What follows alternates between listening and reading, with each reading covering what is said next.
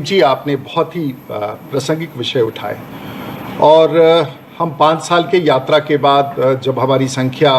282 जीत के आए थे, 5 साल के कार्यकाल का एक नया मैंडेट हमको मिला और देश के प्रधानमंत्री में हम सब जैसे लोग एक बहुमत के साथ 303 की संख्या पर जीत के आए। तो ये प्रामाणिकता के साथ कि हम लोगों ने 5 वर्ष अच्छा ही काम किया होगा देश के प्रधानमंत्री जी ने, जिसके कारण हमें दूसरा कार्यकाल मिला। अब दूसरे कार्यकाल में भी लंबे अवधि के बहुत सारे निर्णय लिए जा रहे थे जो आने वाले दिनों में, जिसके क्षणिक रूप से नुकसान भी था लेकिन लंबे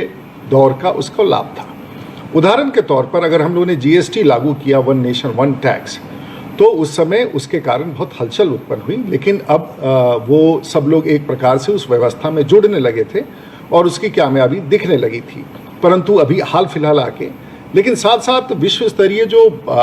आर्थिक स्थिति थी, सिर्फ भारत ही नहीं, हम छोटे देशों को तुलना नहीं करें, जो विकसित देश हैं, चाहे अमेरिका हो या फ्रांस हो, जर्मनी हो, सब लोग दुनिया में देख, मैं उससे भी चर्चा को नहीं जोड़ना चाहूँगा। लेकिन अगर पिछले 1 साल में, क्योंकि ना देश के प्रधानमंत्री को पता था कि कोविड आना है, ना आपको पता था, ना हमें पता था, दुनिया में इस तरह का झटका लगेगा, इस तरह का सदमा लगेगा, इस प्रकार की त्रासदी आएगी, कोई नहीं जानता था। फिर भी अगर आप देखें सामाजिक रूप से 4-8 निर्णय मैं बताऊंगा, फिर उसके बाद आप विषय आगे बढ़ा सकते हैं। चाहे वो 370 का था, चाहे वो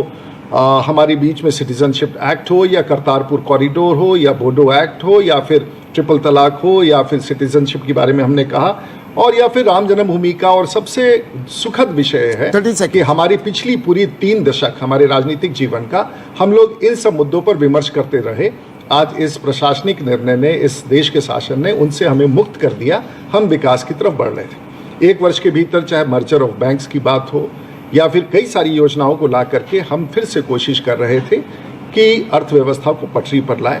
दिशा वही थी, रिफॉर्म्स का बड़ा दौर चल रहा था और मैं समझता हूं कि एक पॉज बटन इकोनॉमी में आ गया, जिसके कारण ये विमर्श का केंद्र बिंदु है और पूरी दुनिया की अर्थव्यवस्था चरमरा चुकी है। भारत को उससे अनदेखा नहीं किया जा।